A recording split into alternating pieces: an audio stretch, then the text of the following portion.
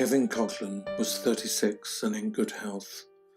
On a Saturday morning in February 1997, he discovers he cannot distinguish the words in his newspaper. Even the bold headlines are fuzzy. Kevin has no idea that he's been carrying a rare genetic disorder, Leber's hereditary optic neuropathy. Within 5 days, Kevin is blind.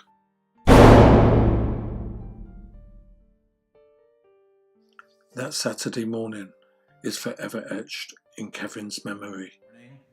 I was unable to read the print in the main section of the New York Times. The day earlier, I noticed I had difficulty reading the real estate section. Kevin had tried to go about his business as usual. He made his way from his apartment in Murray Hill to New York's Penn Station. 2 Saturdays a month, I would travel out to visit my parents on Long Island. And this Saturday, as I was walking from my apartment to Penn Station, everything seemed blurry. I got to my parents on Long Island, and one of the things I did, one of the chores I helped them with was grocery shopping. And my mom gave me a grocery list, and I got to Wallbounds, the grocery store, and I couldn't read anything on the grocery list. I told my mom that I was out the night before, and that was really a lie. I just was saying that so as not to frighten her.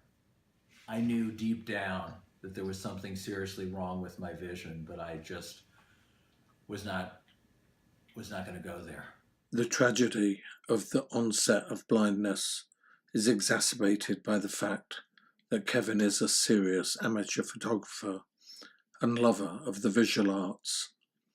Every aspect of his world fades into unbearable darkness. I had just come from the neuro-ophthalmologist, and I asked him point blank if I could get my sight back, and he was silent, and that pause, that silence gave me my answer.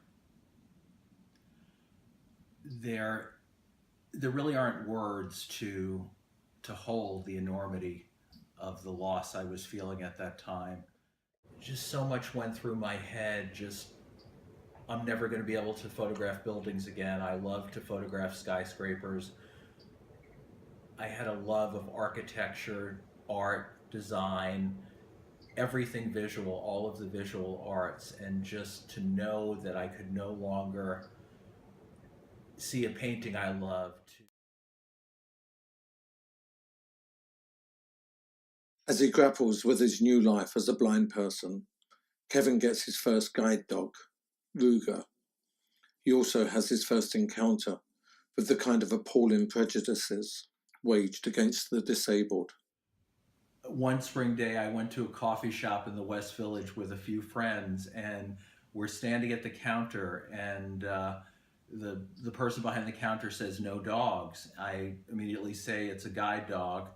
She just keeps saying, "No dogs, no dogs." Laws that govern access for guide dogs, everywhere. I felt if I was being treated this way, I just can't imagine how, other disabled people are treated. Couldn't believe that this was happening in, of all places, New York City, and I just knew that I had to do something about it. Kevin's story grabs the attention of CBS, CNN, News 11, NBC, and the New York Times. He becomes an advocate for the blind as only a person who once had eyesight can. But Kevin realizes he also needs to wrap the arms of compassion around himself. One day I was talking with a friend who had just bought a new apartment, and he was asking me decorating advice. And as I was giving him all kinds of tips about how he should decorate his apartment, he said, "I just want to let you know that sight is not vision. You may have lost your sight, but you haven't lost your vision." Later on that week, I was watching Oprah, and someone talked about the most important thing one can do is have something that they're passionate about. And at that moment, I realized that all of these years living as a blind person, I was not allowing myself to be creative. So I was robbing myself of the creative energy of taking photographs. With the help of a friend, Kevin finds a way to start taking pictures of his beloved New York landmarks again, starting with the Brooklyn Bridge. From a place of inner vision and personal insight, Kevin sees how to be kinder to himself and others around him, and then the miracle happens. One night in August of 2013, got up to go to the bathroom and was startled when I looked and I could see a beam of light coming off my medicine cabinet mirror. And this is after not having seen anything for 16 years. I literally thought I was dreaming, so I couldn't accept that I could be seeing something for the first time again. It was too overwhelming to me. But it wasn't a dream. Without explanation or medical intervention, Kevin's eyesight slowly starts to return. He records his progress. Slowly saw more shadows, and then progressively more shapes, and the journal just records all of this progress.